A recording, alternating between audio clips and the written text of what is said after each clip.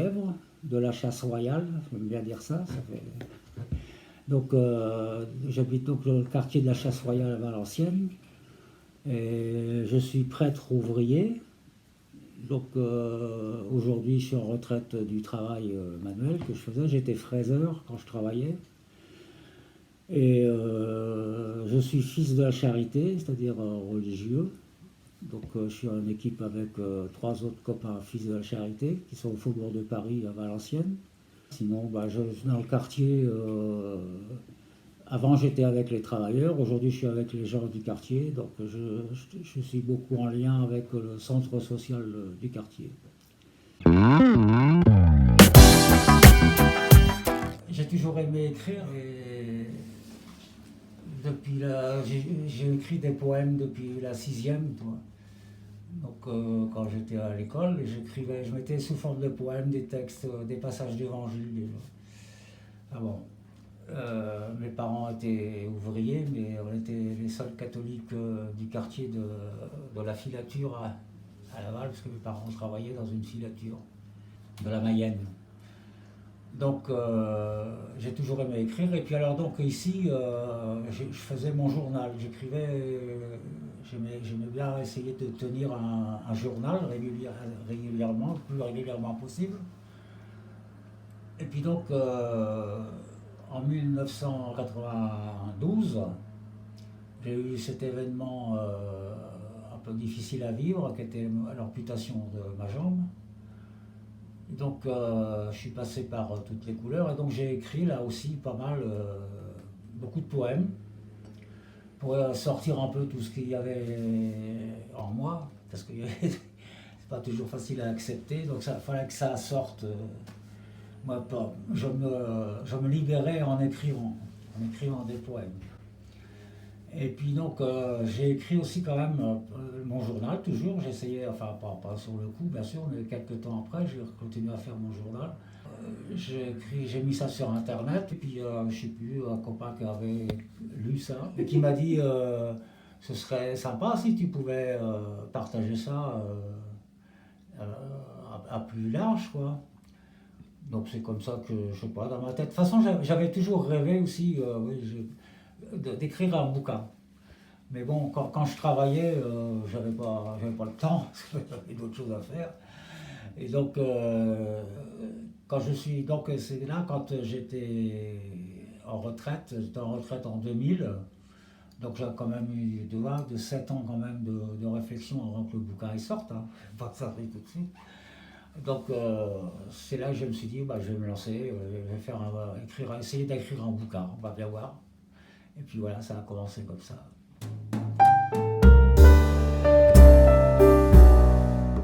J'écris toujours pas mal de poèmes, des poèmes sur les événements, hein, sur des événements que je vis, soit ici dans le quartier, ou des événements dont je suis témoin, ou des événements que j'entends par les informations qui se passent dans le monde, toutes les choses difficiles. Donc j'ai sorti donc le deuxième bouquin, c'était ce bouquin de poèmes, si faible que soit ton cri, crie-le. Il n'y a pas un genre prêtre, il y a un genre ouvrier. Je suis prêtre ouvrier, moi. Donc c'est collé, les deux choses sont intimement liées. Je continue à être prêtre ouvrier dans le sens que je vis au milieu des gens, je vis avec eux, je vis les mêmes choses qu'eux. Je partage avec eux les difficultés de la vie d'un quartier. Aujourd'hui, hier c'était la vie d'usine. Donc aujourd'hui c'est la vie de quartier, ça reste, c'est dans la même mouvance. Donc alors c'est vrai que ça transparaît plus des fois que je suis ouvrier, ça transparaît plus des fois que je suis prêtre, parce que par exemple dans les poèmes, il y a des poèmes vraiment qui parlent de la foi, de Jésus, de Marie, etc. Donc, toute la vie que je raconte, il y a un bouquin surtout qui s'appelle Meurtre à la chasse royale, et qui raconte la vie du quartier. Donc c'est parce que les meurtres, c'est imaginé bien sûr, ils se passent donc à la chasse royale, là où j'habite, et j'en profite pour raconter la vie du quartier. Et pour moi, c'est là que je vis, c'est là que je suis prêtre, c'est là que que je suis moi-même, quoi. Et être prêtre, c'est pas forcément instruire, parler, ça. Être prêtre, ça peut être aussi écouter et être témoin d'une autre façon que par les paroles, quoi. Être témoin en vivant avec les gens, en étant avec eux, en leur disant que ce qu'ils vivent c'est drôlement important, que c'est pas de la gnognotte, si je peux m'exprimer ainsi. Alors des fois on parle de ça m'arrive, hein, ça m'est arrivé de parler de Dieu avec les gens d'ici, mais c'est pratiquement toujours eux qui me posent la question. C'est jamais moi qui embraye sur cette question-là, sur ma foi, sur Dieu, sur Jésus. C'est les gens, au boulot c'était pareil, hein. C'est toujours les copains de travail, c'est toujours les gens ici qui me posent la question. À la longue, ça leur pose question et donc ils me posent des questions.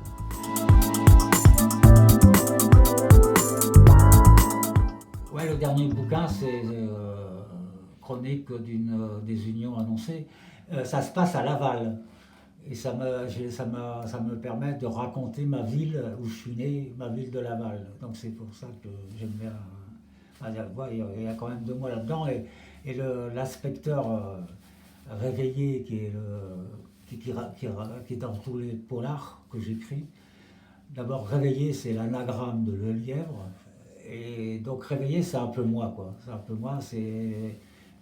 Je découvre la vie qui n'est pas marrante, les gens qui sont pas, qui s'aiment pas, quoi, qui se tuent les uns les autres. Et donc je suis témoin de ça, d'une vie difficile, quoi, comme inspecteur, comme commissaire, et puis, comme prêtre ouvrier.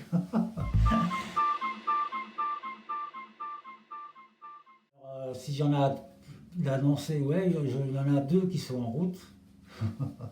Encore un autre polar qui se passe dans le milieu des jeunes, là, cette fois. Et un autre, donc j'ai un titre pour l'instant qui s'appellerait Au nom du Père qui se tait. Donc Au nom du Père qui se tait, ça raconte ma vie à moi, voilà, ce coup-là, c'est ma foi, comment elle est venue, qui c'est qui me l'a donnée, comment elle s'est développée, c'est quoi aujourd'hui ma foi, comment je vis aujourd'hui dans l'église aussi, parce que c'est une question difficile pour moi, comme prêtre, là. mais, mais marqué par mon travail, bien sûr, et tout ce que j'ai vécu avec les gens.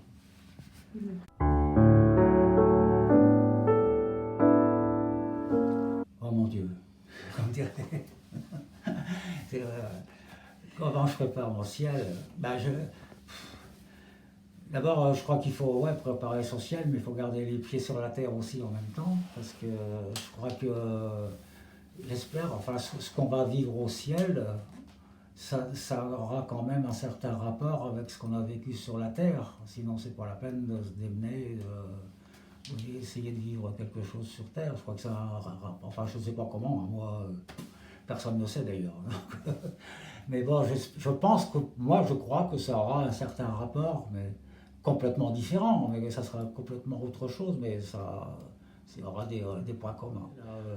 Je dirais que j'ai des lieux de spiritualité, par exemple, chez les Fils de la Charité, on a une retraite d'une semaine chaque mois pour faire ce qu'on appelle révision de vie, c'est-à-dire qu'on revisite notre vie pour se dire un peu ce qu'on a vécu, et puis dans ce qu'on a vécu, comment notre foi elle a grandi, ou elle a été bousculée. On a des lieux aussi, par exemple, à la fin du mois d'août, on va vivre 4 jours ensemble, à Laval d'ailleurs, mais dans une abbaye, pour essayer aussi de prier ensemble, de partager ensemble. Enfin, on prie toutes les semaines et tous les jours, mais je veux dire, on a des moments plus forts, quoi, de temps de prière. Mais il y a aussi, comme moi, je dirais quand même bien, comme lieu de spiritualité, pour moi, hein, c'est des lieux de spiritualité. Il y a l'équipe d'ACO, où je partage aussi avec d'autres ce qu'on vit, les questions, surtout les questions qu'on a en nous, et comment on essaye d'y répondre ensemble.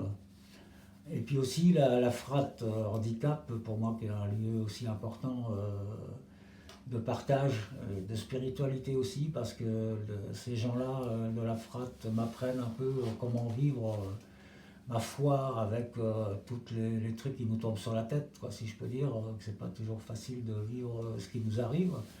Et pourtant, ces gens-là sont heureux, sont pleins de joie, ils sont pleins de foi, et ils me donnent beaucoup, quoi. Ils m'apportent beaucoup. Une question pour toi, René. Quand le mythe devient réalité, qu'en penses-tu?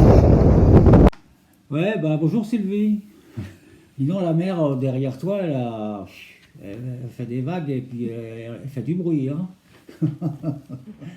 Ouais, alors tu me poses une drôle de question, là, moi, j'ai du mal à y répondre. Quoi, le mythe, quand le mythe devient réalité, hein, qu'est-ce que j'en pense? J'en sais rien. Mais le problème, c'est de voir de quel mythe on parle, tu parles. Je sais pas trop. Moi, dans mes bouquins, c'est pas des mythes, hein, malheureusement, c'est des choses qui peuvent arriver, mais qui sont pas arrivées. C'est de la fiction quand même, c'est pas de la réalité. Mais comme les meurtres à la chasse royale, c'est vrai qu'il y a des meurtres, hein, malheureusement. Mais bon, c'est comme ceux que je raconte, ils n'ont pas eu lieu, c'est de la fiction. Mais parfois, malheureusement, ça vient de la réalité. Il y a des mythes aussi, je pense à un autre bouquin que j'ai écrit, à Triangle, là. Triangle, le triangle, c'est le père, la mère, la fille. Et donc, les problèmes relationnels, c'est le moins qu'on puisse dire, entre la fille et le père. Et donc, le père abuse de sa fille. Et donc, c'est un mythe, enfin, c'est un mythe, c'était une réalité. C'est une réalité, malheureusement, parce qu'on nous l'a raconté. Si je dis ça, c'est parce qu'on me l'a raconté et que je voulais le dénoncer, c'était une forme de dénonciation quand j'ai écrit le bouquin. Mais c'est aussi, ça a été un mythe comme, je sais plus, dans le temps, là, dans les vieux Grecs, là, dans l'Odyssée ou l'Iliade, là, il y a Oedipe qui a des relations bizarres avec son père et sa mère aussi. Donc c'était un mythe, mais malheureusement c'est un mythe qui est devenu réalité. Mais je pense que l'auteur qui a écrit ça, il savait bien que ça existait, donc pour lui, dans sa tête, c'était pas forcément un mythe. Alors, est-ce qu'il existe des mythes? Je sais pas. Par exemple, pour certains, Dieu, c'est un mythe. Pour d'autres, Dieu existe. Ça dépend de chacun. Des fois, on ne répond pas pareil à la question, quoi. On peut répondre complètement différemment à la question.